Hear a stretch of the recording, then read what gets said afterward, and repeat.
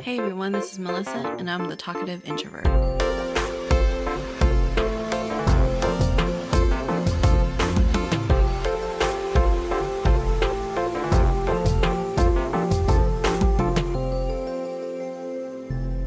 So for today's episode, I am joined by Vernon T. Scott. He is the host of the Heauxliloquy Podcast, where the conversation takes you outside the compressed box of what many know about sex. Some of the topics include kinks, condom usage, status disclosure, and past sexual experiences. He is also the author of Essential Guide on How to Be a Hoe. I'll make sure to link everything in the show notes. But Vernon, thanks so much for joining me today. Hello, I'm happy to be joining you. I'm excited for you to be on here. I was on the Heauxliloquy. Am I saying that right? You are. Okay. It's an extra, big word. Extra name. it's so extra. I love it though. I love it. I think it's a beautiful word, you know. Thank Heauxliloquy. you. I don't know what it means. I should have Googled it, but You want to know the funny thing about that is that so it's a mixture between hoe and soliloquy. That's why on the episodes I say step out and speak on sexuality, because to be a hoe, you're being sexual in some way, and a soliloquy is whenever the actor does step out and speak to the audience or have their monologue or something of that nature. Oh, I love that. Thank you. It's the actor in me. Clever. Oh, that's so good. Okay. Now I know, because I'm like, is that an actual word? I've never heard of it. Or is it like something you made up? I need to trademark it. I'm too lazy though. It's okay. Someday. I believe in you. You'll do it. Oh, thank you. Okay, so I do ask this one question because I am the talkative introvert. So are you an introvert, extrovert, or somewhere in the middle, an ambivert? So I would say I'm somewhat more. All right, I'm in the middle because it depends on who I'm around. But I do consider myself an introvert because I do not like being around people. Like, okay. I can be in a room with a catfish and I'd be happy. It could be a fried catfish or alive. We'll be best friends. It's all good. Okay, yeah. I'm surprised how many introverts there are. Like, I get a lot of people message me, or like, people who go on the podcast, and a lot of them do say they're introverts, but they've just got like this big energy, sometimes. But I think it's because it's like a one-on-one conversation. You know what I mean? I get that. I think a lot of people have to fake extroversion because it's the common practice within society is that you need to be out there with people. Like, I remember all the articles that says, oh, how to make an introvert become an extrovert, or how to connect with more people, how to be in these social interactions with other people for introverts. And I'm like, but I just don't want to be around these people. I don't want to learn this. Can I just be at home? Can I be at peace, please? Yeah, I know. It's crazy. I don't know. I mean, that's what my whole podcast is about. It's like, no, stop telling me to be something different. I was talking to someone about, what were we talking about? Oh, like I was on somebody's podcast recently, and he specifically wanted me to be on his podcast because he's like an extrovert, and I'm extremely introverted, and he just wanted to talk to an introvert. And we were talking, and it was interesting because I love talking about introverts. And he's like, you don't seem like an introvert at all. Like you just have this energy and you talk a lot. And I'm like, yeah, but I also would probably never hang out with you. And if you met me in person, I would never come up to you or start a conversation with you. So it's just different. Do you ever get drained by having conversation with extroverts? Yes. I think it's I guess the extroverts that I'm around, they're very loud and they talk really fast. And because they're talking out loud, you don't know where they're getting at until the end of their conversation or their sentence. So yes. Exactly. Like I do have a few extrovert friends, and I just every time after I hang out with them, I'm just like, I'm going to retreat for like the next week.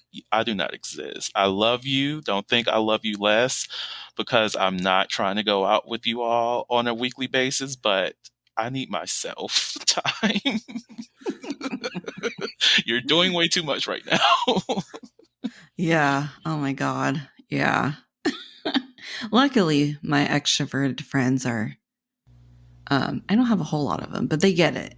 They get Mhm. that I probably will hang out with them and then maybe not see them for a couple months. Something like that. It's still love. It's still love. Yeah. Well, disclaimer. I don't know if I need to put a disclaimer. I don't put a disclaimer for anything. And one time my friend was like, yo, you need to put a disclaimer this one episode. Because I think the person I was talking to talked about like, I think she had like a rape story or something like that. I know that episode. Yeah. Yeah. And I was like, oh, shoot, I forgot. Because I don't think about it, because like I'm Hmm. just like, I want everyone to talk about freely about anything. But anyways, disclaimer for people, I guess, if you care, unless you've been a longtime fan, then you realize I talk about everything.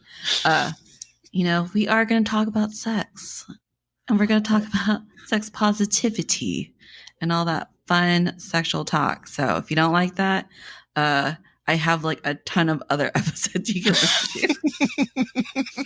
It's not about that. Right. There's a bunch of content.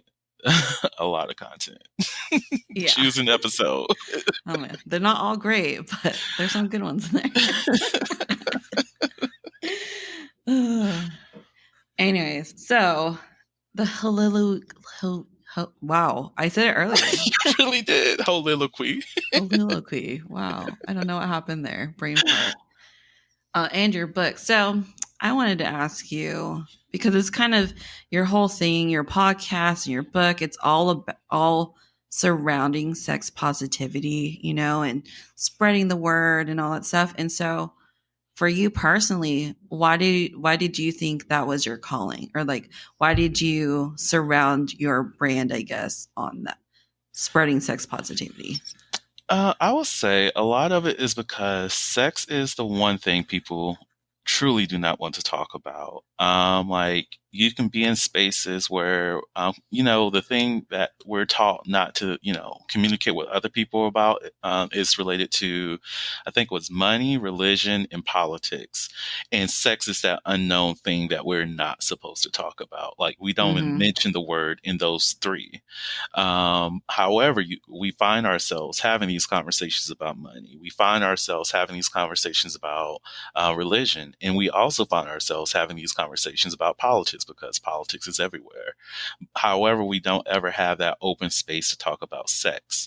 And that is the reason why I wanted to be a part of that space of having these conversations because it is normal to have those conversations.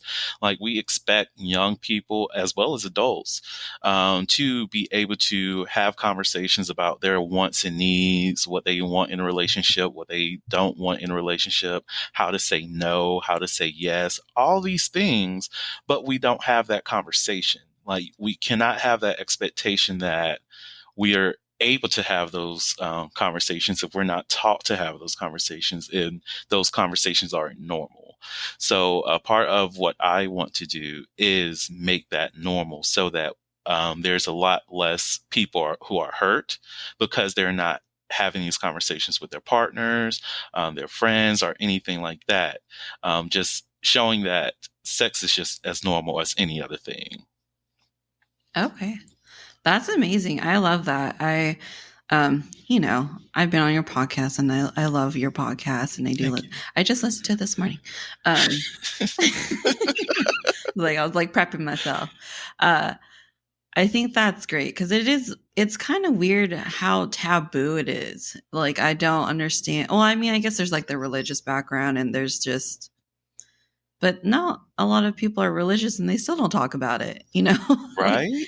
so like where is that coming from? I'm like, I mean, so for you, like growing up, was it an open conversation? Did your parents teach you about the birds and the bees? Like how was that? Not at all. I wish they would have, truthfully. I remember the first time I was truly introduced to the concept of people have sex was from one of my mom's boyfriends, and he showed a porn. It's like, this is what happens with adults. And that kind of traumatized me, to be honest, because I was not ready to see what I saw, the juices and all this other stuff. I'm like, whoa, you do not show this to children. Like, looking back at it, like thinking back to it, you do not show that to children.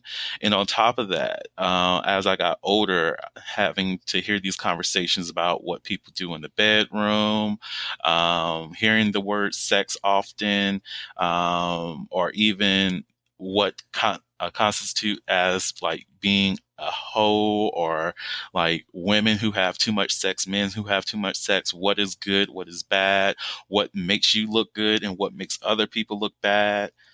It was just a lot of mixed messages that I just needed clarity on. And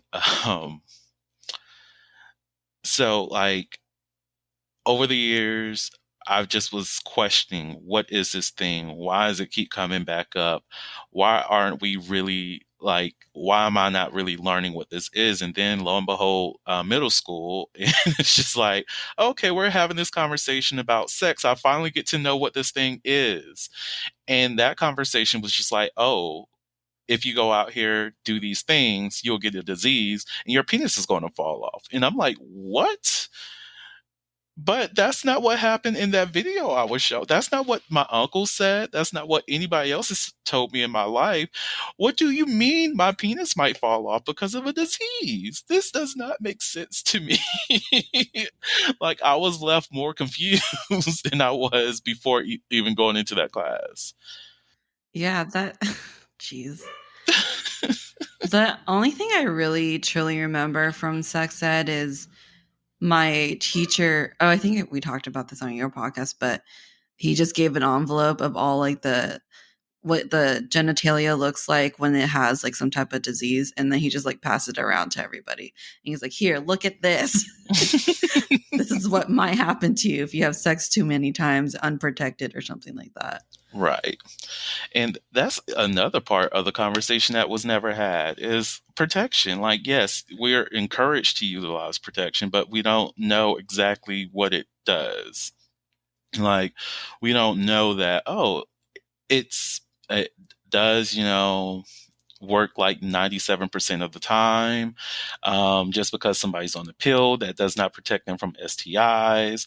Just because, like you're on PrEP or what have you. Granted, this was not a thing back, Mm-hmm.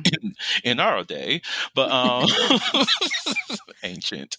But even though it wasn't a thing, I even think about the educations I had during college where it was actually a thing, where they're not talking about how you can possibly still catch HIV while on PrEP, or that most individuals are not getting themselves tested, like, and that's including heterosexual people, that they're not regularly encouraged to do testing. So it's a lot of failure throughout sex education, discussions about sexuality, that I've been exposed to throughout growing up, that I had to educate myself on, and partly why the Heauxliloquy Podcast exists is to talk about some of those things that happen in our past to prevent them from furthering and ruining other people's lives in the future. I don't think I listened to any other I didn't really know about any other podcasts that talk about the same things that you do. So you're kind of like one of the first ones. Other than like there's this like really funny podcast. They're called Fangasm. Have you heard of Ooh, them? I have not, but they sound I fun. I think you would like them. They're hilarious. So they they read out like nerdy erotica. So like Harry Potter, or like what's the one they did recently? I think they did a Marvel one recently, but it's just like fanfic, but it's like erotic. Mm. Yeah. Ooh, oh God, why did you say Marvel? Now I have the image of what's the witch name? Oh, Scarlet, the Scarlet Witch yeah. with She-Hulk. Wanda.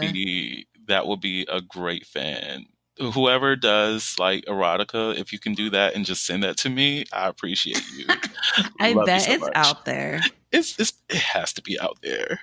Because one of the, this is a steamy one, but one of the ones they did was Bucky, you know, the Winter Soldier, Mm, and Captain America. yes.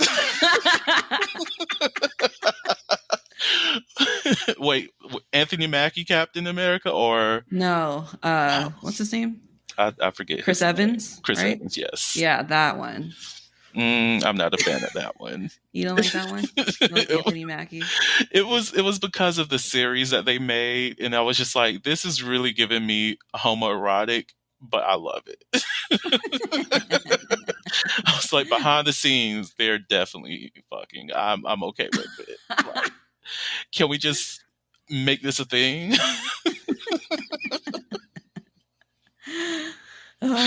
Just imagine a gay Captain America. The conservatives would they would go wild. Oh yeah, I can't even fathom. All right. Oh, jeez.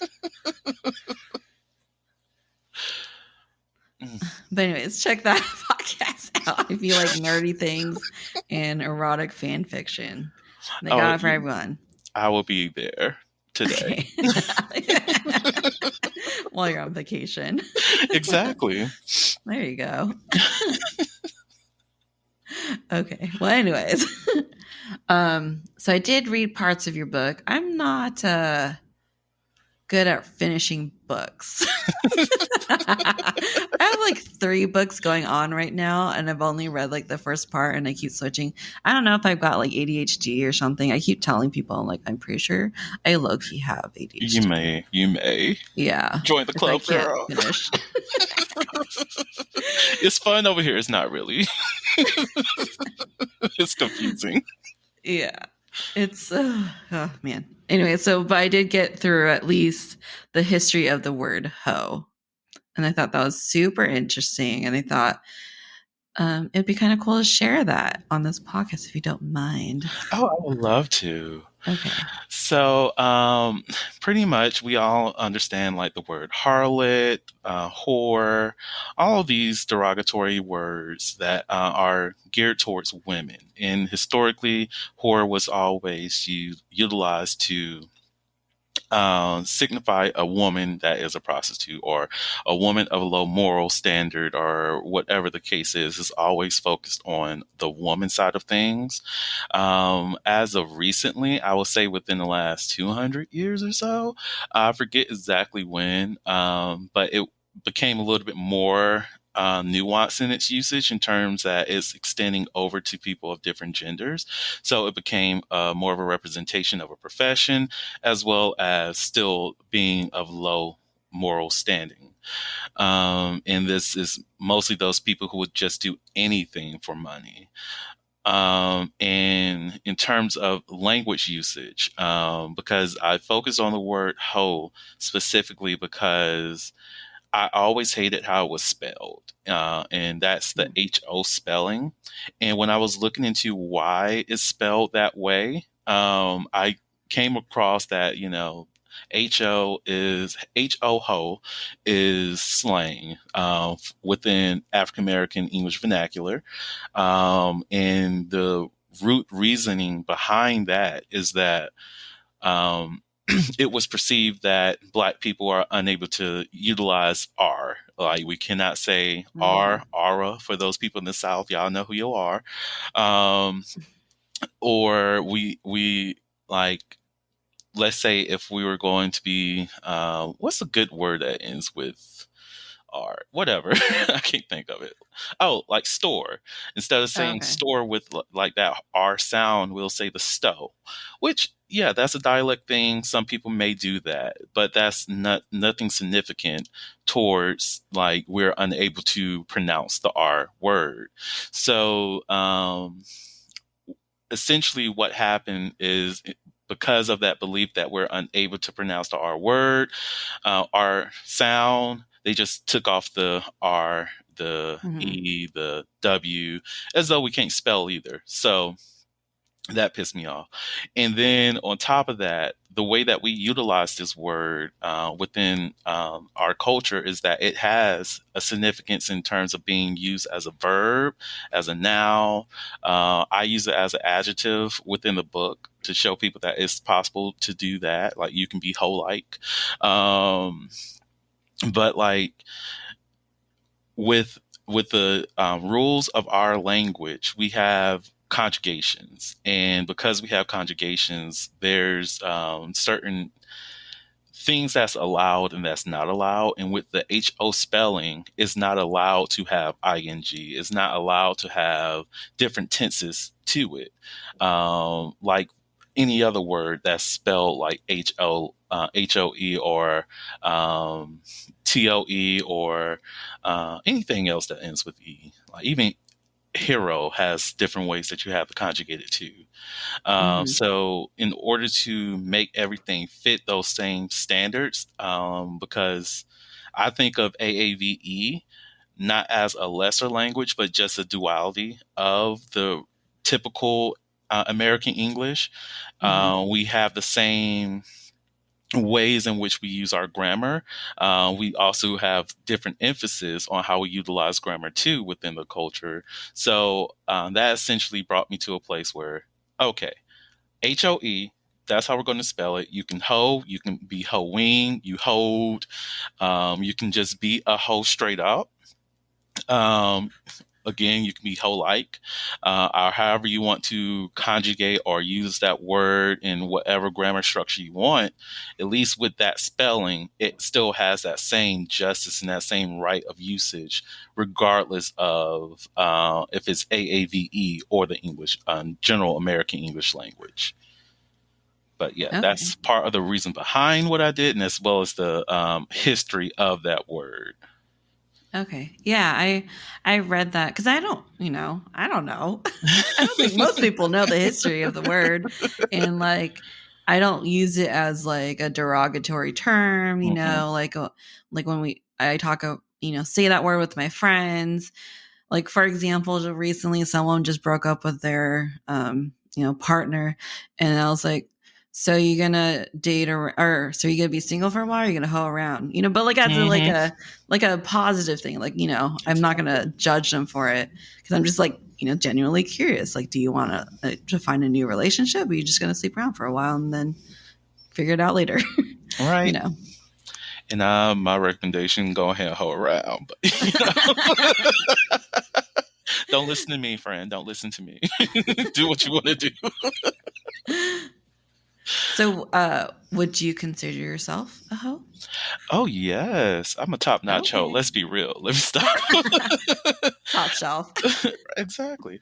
But because I set up a different definition for the word hoe to be inclusive as well as sex positive, and I don't have my book with me. I do. It's in the car. But anyways, I'm not running out there.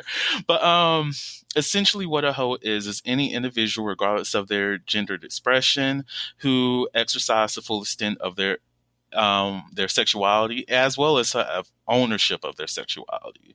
So that means regardless of what any person try to say, if they want to call you a whore, if they want to call you this or anything outside your name, that's not their definition of you, is not a representation of who you really are.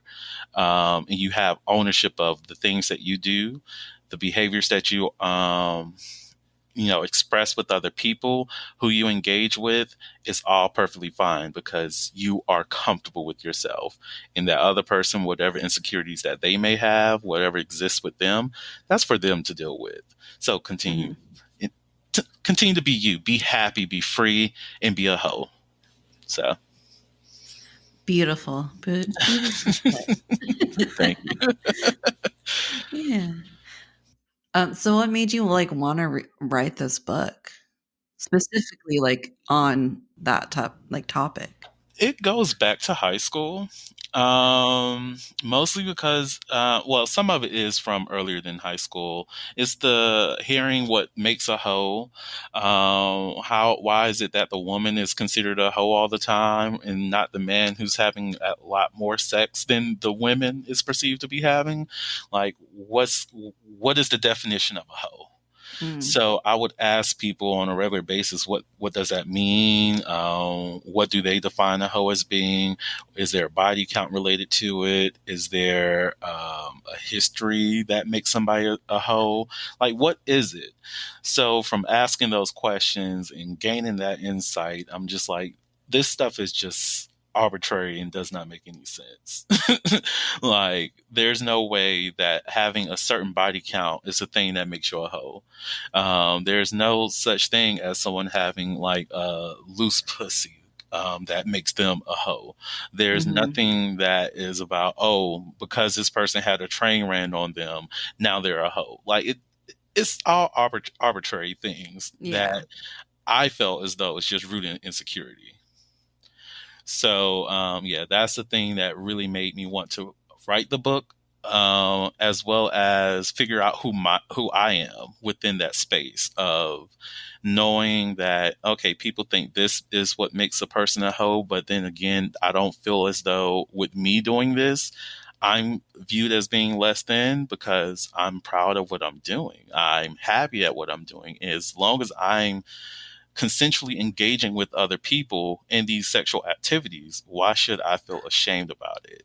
So I wanted to create a book or a space for these people who are dealing with those challenges of self-identification or having that ownership or having security within themselves to be comfortable in their sexuality, to know that however you express yourself, it's okay.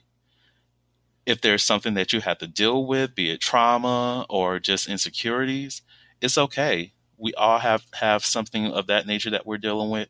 Process through that, work through that, figure out who you are, and get to a point where whatever actions you're doing, you're proud of it, that you're happy of it. You don't have to justify your behaviors with any other person, because the one thing I will always tell people, if they're not in your bedroom, their opinion does not matter. And even at that, you don't have to invite them in. Like, Right. don't worry about what's going on in my bedroom when you don't have an invitation. Yeah, that's a good point.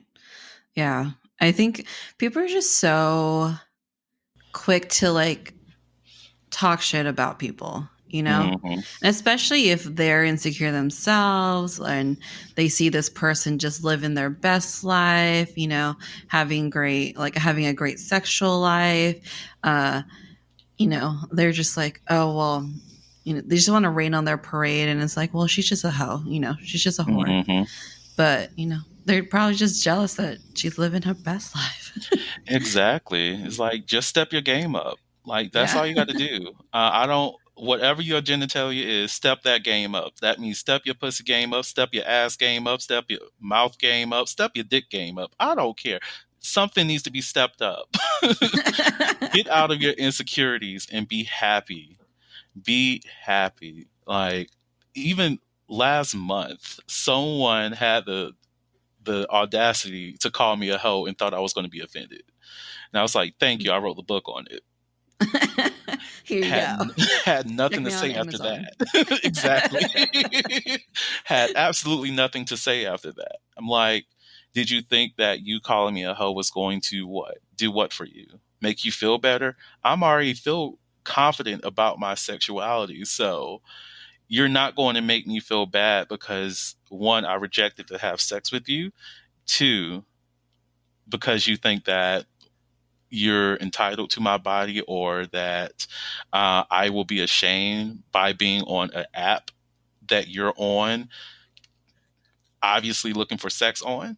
So, You just got their ego hurt. hmm, That happens. At least I've heard from my friends. yeah, hurt bruised egos are hilarious to me. It's a kink.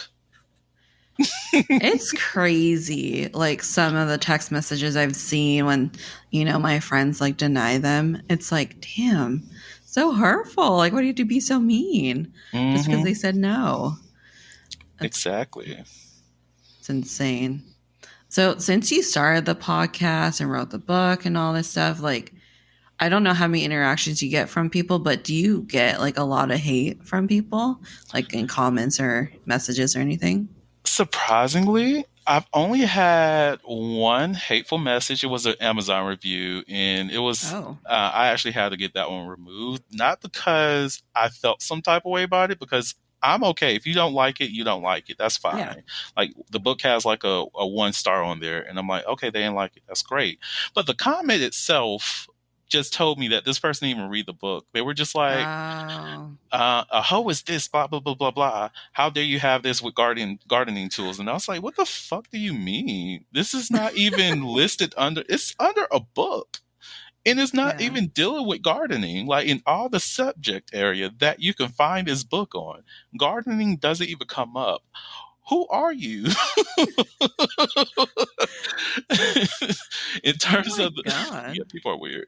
In terms of the podcast, I've gotten some negative feedback on like YouTube from like the short Oh. clips, which is very interesting Mm-hmm. because in the clips that I put out there, this is the same little advertisements that I put on social media. Um, it will get a dislike and rarely get a comment, and most of it is conversations about how to engage in a more positive way with your partners. And it confuses me that those snippets are the things that get the dislike rather than the ones that might trigger somebody. It's like, oh, hey, here's how you have a healthy relationship. Dislike, Mm-hmm. dislike, dislike. What? I wonder if it's people who are like in relationships and they're having issues and Mm, they're like, oh, I don't like being told, how I'm doing this wrong. You know what I mean? Like maybe they're just insecure in their relationship and that hit them too hard. So they're disliking it. I don't know. that's a good point. I didn't even think about that, but that makes sense. That makes sense. Now, I will say there was this one person. He went all out with the full comment about essentially how he engaged with people on his platform. Well, with his partners, his sexual Mm-hmm. partners, and the clip was from an episode from a while back, where I think it was a month or two ago, and I just recently saw this comment, and I felt bad that I didn't respond to it sooner. But his response, well, the clip was talking about a video that I saw on Instagram. And it was a sexpert who was talking about how language impacts how people experience sex, and how there's this push that, oh, you need to pound the pussy, pound, pound, pound. And, the Mm. violent Yeah. language that's associated with sexual expression. And because of that, people who are not taught to communicate with their partners are taught to ask their partner, how do they like to have sex? How do they want their partner to experience their bodies with them? Because they don't have that language, they go off of what people assume to be what other people want. That's like when people are shocked to learn that women don't like certain things done to them. Like, not too many men know how to finger a woman, essentially. Like, when they learn that, oh, you mean to tell me I've been doing this wrong this entire time? Is because we're not having those conversations. We go off of the generalized perspective. So the guy, he was commenting like, oh, I don't see how this violent language is doing this, that, the third. You all should be talking about how women have to have these conversations with men, and men need to do this, have these conversations with women too, because that's what he does with his partners, which I told him, that's a great thing that you do that. But I also told him, well, it's great that you have this perspective. But the thing is, you're taking this completely out of context. Like, what you're referencing is, one, not even spoken in this clip. Two, I actually supported what you were saying in the full episode, which is actually on this YouTube page. If you really wanted to experience that conversation, you'll go to it and listen to it in full. But it's like those kind of things I do get every now and again. But in terms of like positive feedback, I've received those and I appreciate it. And that's the things that I mostly focus on because we can easily fall into a cycle of just focusing or zeroing in on the negative things and not see the greatness of our own shows. So, Yeah. I was just curious because, you know, since it is kind of a taboo thing, you mhm. know, like do people react to it and is it like a strong reaction? But I'm glad to hear that you don't really get that much. I mean, I feel like our society is kind of moving towards more sex positivity, especially with the younger generation, you know. I think it's just a very old school way of thinking that, you know, Mhm. sex is bad, sex is evil. If you have sex, your penis is going to fall off, like, you know. Look, yesterday I saw a sex toy in CVS and I was like, what the hell? Did you really? Yes, I was like, Oh. since when did we start selling sex toys in stores like this? Like, I've seen them in Target before, and I've always thought of Target as being a lot more progressive in terms of the products that they offer. So I wasn't shocked to see that. But CVS sex Yeah, toys? What? that's Mine is, random. yeah, I, yeah, all right, listeners, do not judge me because I usually have a hoe bag, and on my trip I was like, if in case if I actually do decide to have sex, I usually bring that with me. But I told myself, I need new condoms anyway, so I'm going to leave the hoe bag here. So that's the only reason why I was in CVS. And oh my God, these prices these days. I understand why people would rather have raw sex because I ended up spending $39 to get condoms. It was a 12 pack. Some lube. It- yeah. I'm Oh like, my why? god. The condoms themselves were $17. The Okay. lube was like 12. I'm like, why is this so fucking expensive? Like, I'm just like it's raw dogging from now on because this is too expensive. I cannot. I'm joking. Get protection, people. It's really it's really expensive for anybody who needs condoms. Just go straight to the website and purchase them there. But do not go to CVS. Do not go to Walgreens. Do not go to Walmart. Do not go to any place that sells them wholesale. Just go straight to the website. It's cheaper. Yeah. And if you go to like, you know, places like Planned Parenthood or Oh like, you know, yes, those places, it's free. it's free. Yes, go where Yeah. it's free. Go where it's free. Oh man. Didn't realize like, like I mean, I know there's inflation going on, but I didn't think about like condoms like, going up in Girl, price. it's ridiculous. I was like, I was, I literally was looking at, and I was like, if I was hetero, I would be contemplating if I want to have a baby or not Oh my because, god. ooh, this $17. How much sex do I want to have, Lord? This is 12 condoms. Let's say at least one of those breaks. That means I could at least go through 11 bodies. Hold up. I think Costco sells condoms. Really? I think so. I just remember I think my friend bought some from Costco because he had like a huge box of them. 'Cause I was like getting something from his roommate, needed something. He was like, "Oh yeah, it's in the drawer," but he didn't tell me which drawer. And I opened it, it's this giant box of condoms. I was like, "This is a Costco sized box of condoms. What's happening? How'd you get this? It's so Oh my big." God. What was it? Like a 500 pack? Ooh, you know what? No. I would not go to Costco to. I might. I mean, don't they go bad though, They or is it like a long do. time? It's about 2 years until they expire. Okay, So I don't think I have sex 500 times within the 2 year time frame. That's too much yeah, sex. he Well, was for very me, if you can do it, presumptuous. exactly. If you can do 500 sexual encounters, be it with one person or multiple people, do you, boo? I love that for you. I'm exhausted thinking about it. I mean, it's what is it like the average? You lose like 300 calories or something like that. Oh, girl, I do need to work out more. Hold up. Something like that. Just, just letting you know. Maybe that That's 500 like, boss might be a little cute now. oh my God. It's like, what's that? 300 calories? That's like a McChicken. Mm-mm. Or like a That's true. McDouble. So there you go. How many? Ooh, 300 times 500. How many calories is that for a year? Oh, Ooh, that's a that's lot. 150,000 calories. Okay. There you go. Weight loss. Dieting plus sex. Yeah. That's the move, y'all. It's the move of the future. Get you some condoms for $17.99 times whatever to get 500. There you go. Great advice. Oh, God. Okay, but I am curious.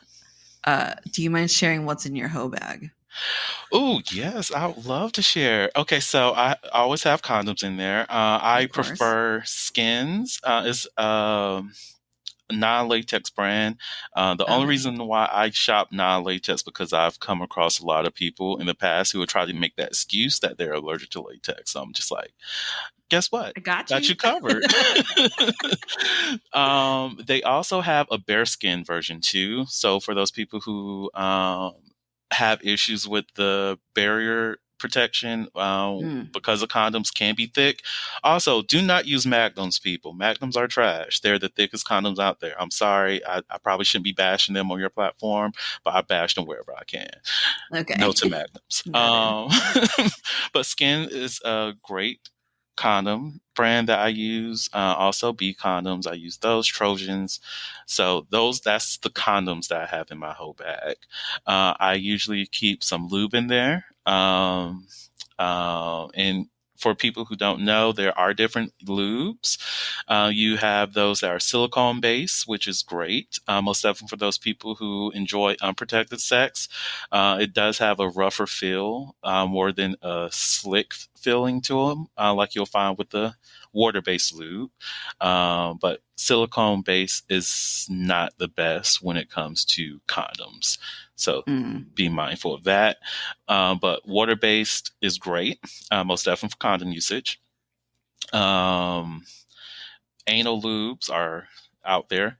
Flavor lube, I do keep that in my whole bag because you never know who you want to spice it up for. I keep some good smells in there, some nice little roll-ons. What else? I keep wipes in there, deodorant, and I think that's it. Yeah. Oh, toothpaste and toothbrush. I used to keep like a change of clothing in my whole bag, but I just start keeping that in my car because you never know when you might need another outfit. So,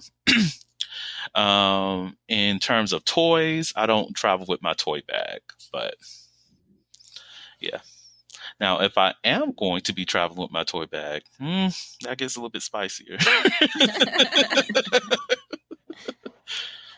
I think a lot of people know about women toys, but not so much about men. Oh, so that's another thing that I'm trying to like work towards because there needs to be a lot more toys for men. And mine is just penis focused toys. Because we do have like I would say for people who participate in anal, there's plenty of toys for men. There's a lot of anal plugs. There's prostate stimulators, which I do recommend. Cock rings. They're starting to make more masturbatory toys. So these are the toys that will actually kind of do the jerking motion for guys.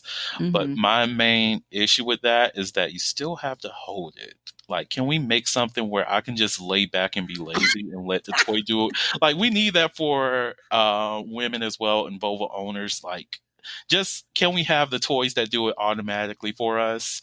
I know there's the machines, but the machines don't always work out the way that people want them to work out. Plus, they're But like bulky and right, they're like, how do you store huge. that? Right, like I cannot be a secret hoe in my home knowing that this machine is in there. Like Just put I a throw a cloth jack in over there it. and it just cuts on. Oh shit, Lord. What's in your closet? Don't worry about that. That's just the monster in the closet. That's all. Yeah. Don't worry.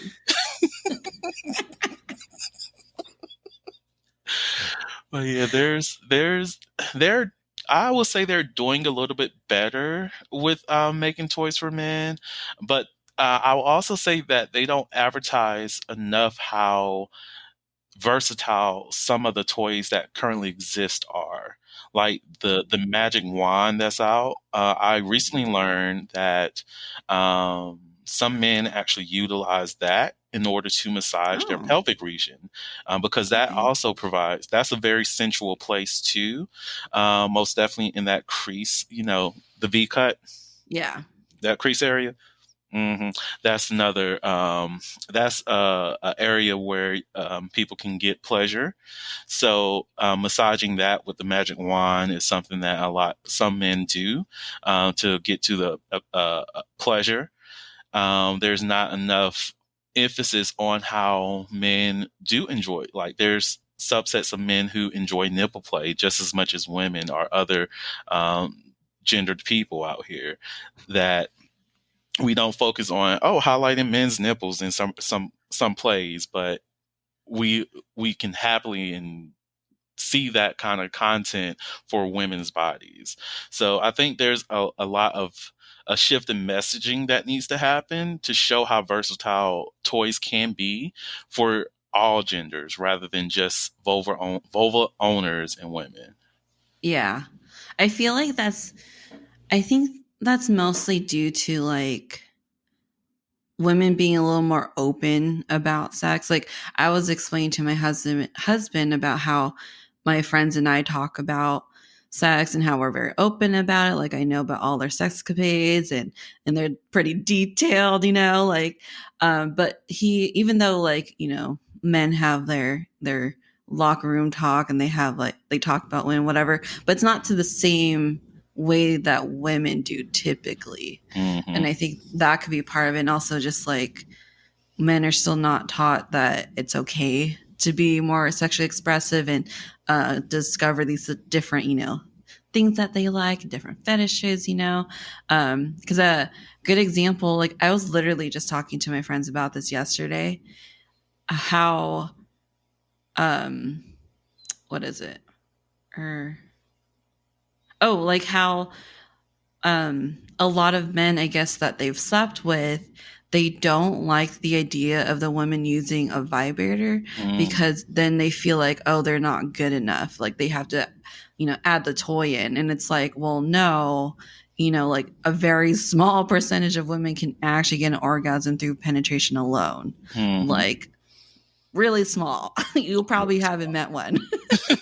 Like so we need something else, and if you're not gonna like do anything with it, then we gotta use a toy or something, you know what I mean? Exactly. And that that that's a conversation that needs to happen a lot more to understand that it is perfectly fine for your partner to utilize vibrators. It's nothing gets you. It's not saying that because there's a lot of shame that Yeah. exists in spaces with men when it does come around sex because we're taught that we have to be at the peak of our game, that if we're not Hmm. providing that pleasure for our partners, then we're not doing it right. And even with myself, with having sex with other men, I have to tell them that it's okay. Like if you cannot get up, I know it's nothing towards me because trust me, I know it's not me. But if there's any issues with that, it's more so you're putting a lot of pressure on yourself that you need to relax some. Just let your body do whatever it needs to do naturally. Like because of that expectation to be the pleasure provider, a lot of men do feel threatened because there's another source of pleasure for their woman in the bedroom, rather than seeing Mhm. it as an actual ally within the bedroom that they can utilize. Because, yeah, she may have this toy, but you can learn to use that toy on her. You can ask her for the tips and tricks that get her off. That way, you can utilize that toy. You can use it for foreplay to, warm your partner up, and then you can get into the positions where you need, get your arousal going. And let's say if there's not the mutual scene where everybody comes together, then you can get right back into it and please your partner until she orgasms. Like, there's a lot of things that we, as men, can do to ensure that, one, we're not stressing ourselves out as pleasure providers. I put that in quotes. But as pleasure providers, we can essentially um, relieve a lot of the self doubt, the anxiety, the fear of not pleasing, just by relaxing some, just by understanding that I'm here to assist. I'm here to pleasure myself as well as my partner. I'm here to just enjoy the fun of this moment. If there's a mishap, laugh. Like, sex can be funny. Like, if you think about it, Yeah. there's a lot of funny things that happen during sex. Yeah. Like, oh my God, they just slapped my ass. Giggle, giggle. Like, what? Have you ever experienced an offbeat ass slap, people? I know it sounds weird, but think about it. You're having sex with your partner, and next thing you know, based off of the rhythm that they're providing, you get a random slap on your ass, and you're just like, well, that seemed a little bit off, but okay, I'm still enjoying it. Like, this is funny things. Like, you're engaging in sex and something random falls in the background, and you're just like, I know that's that ghost. Why is the ghost watching us have sex, Lord? Oh my god. Like, random things like sex should not be as stressful as we make it.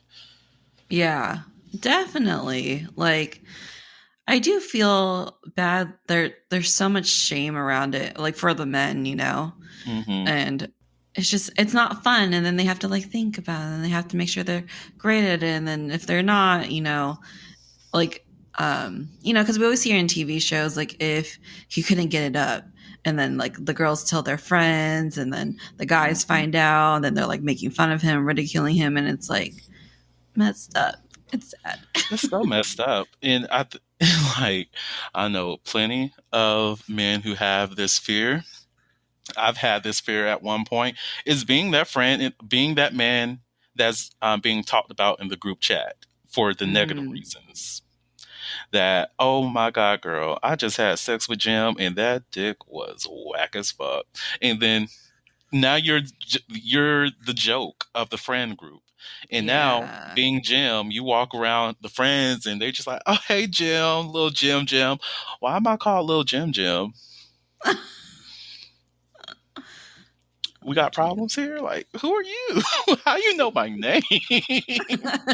So what you telling me is I was in the group chat? Okay. So, like, it's fear. It's a legitimate fear that a lot of guys do have, because to us it just means that we did not perform. We did not Yeah. meet the expectation, and again, that lack of performance is another thing to feel ashamed about. Granted, I will always say, don't feel ashamed. If it didn't work out, it just didn't work out, and that Hmm. is okay. Not every sexual experience is going to be top tier. Yeah. Yeah. Because it's like, it depends on the dynamic and the chemistry too. Like, it Hmm. just wasn't meant to be. But yeah, men, don't look into like girls' group chats. just just saying, save yourself. You're gonna need a therapist afterwards. Exactly. And do not mention Jim by name. Use emojis just so Jim would Yeah. know by the end of the day that, well, at least in the security of your relationship, because you do not want to be married to Jim and all your homegirls know. Well, you remember when Jim wasn't really putting it down? has he improved? Because you're married to him now. Like, why are you still with this man? Oh, he must have a great personality. I love Great it for you. personality. I love it for you, girl. Poor Jim.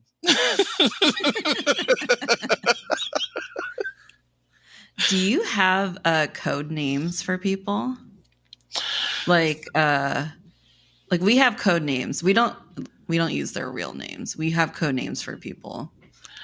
I usually do not use code names because so if I do like talk about my sexual experiences with a friend, I just use that person's name.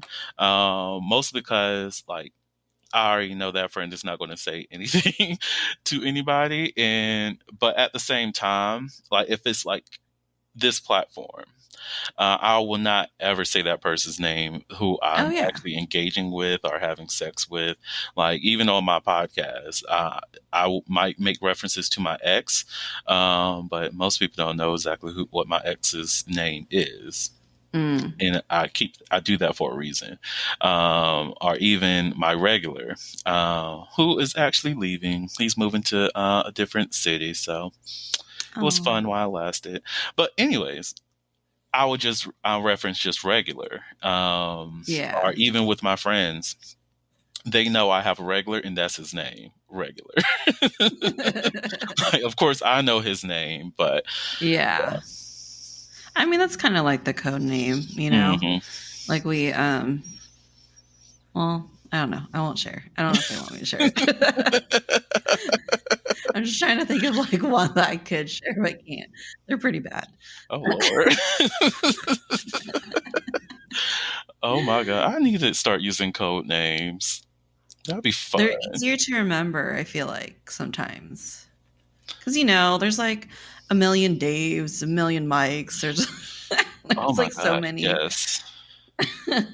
Like I still have some people's phone numbers from who I was in communication with like a few years ago. And it's like I have so many Chris's in my phone. And I'm just like, Chris who? exactly. And then I also, because I'll put like where I met them, like if it was Mm. Tinder, Grinder, Jacked, or whatever it is, I will have that there.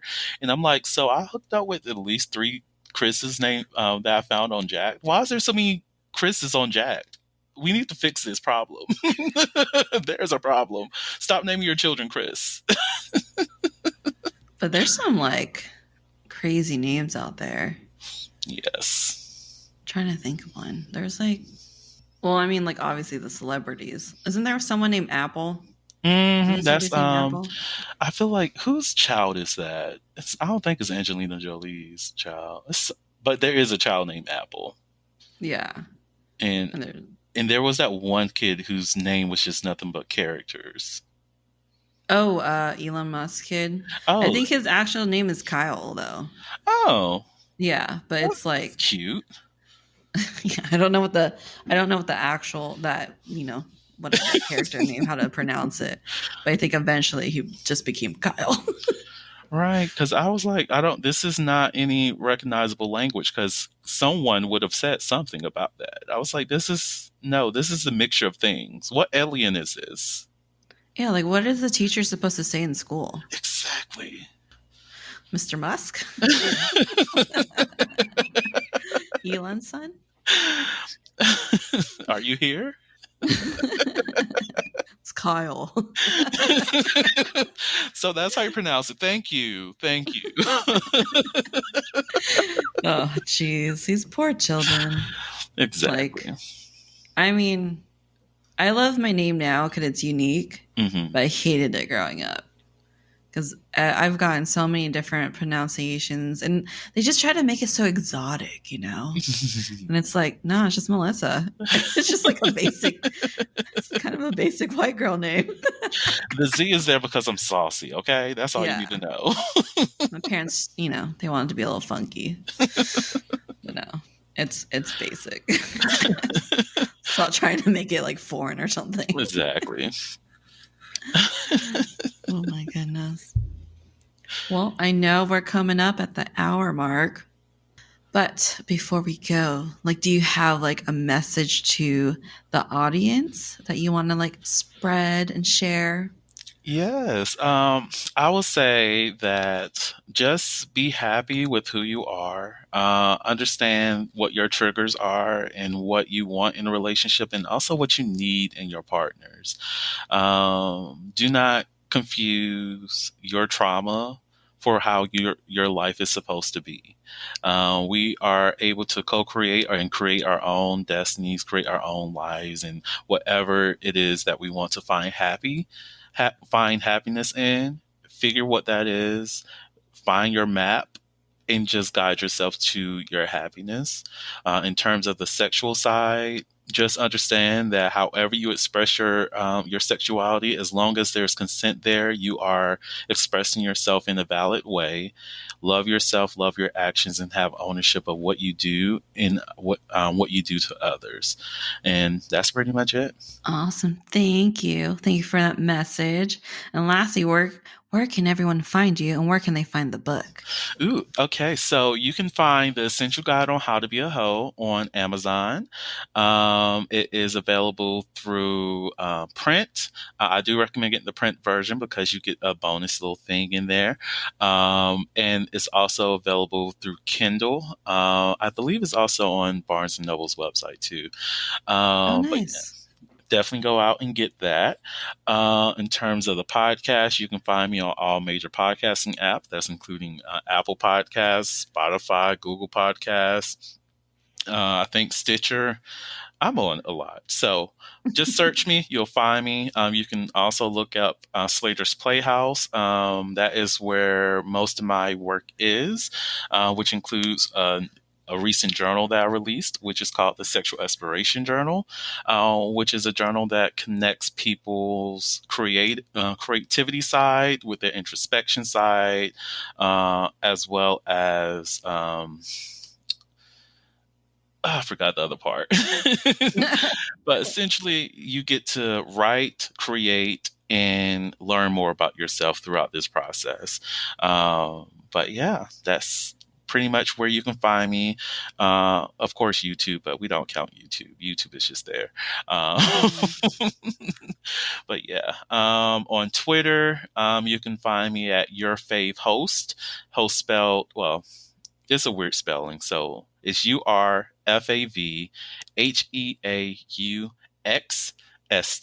So if you go to Slater's Playhouse, all the links will be available to you. So that's about it. Awesome. And I'll add everything too, like in the show notes. So like people don't like how do you spell Heauxliloquy? Exactly.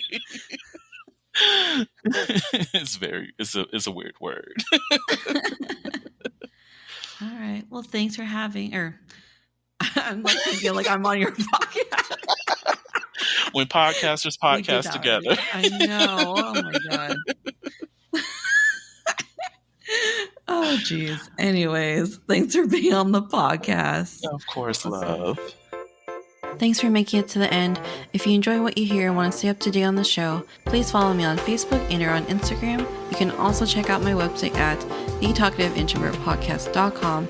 All the information will be on there as well as in the show notes. If you want to help support the show, please review and rate the podcast and share it with your friends and family. Thanks so much, and I'll talk to you guys in the next episode.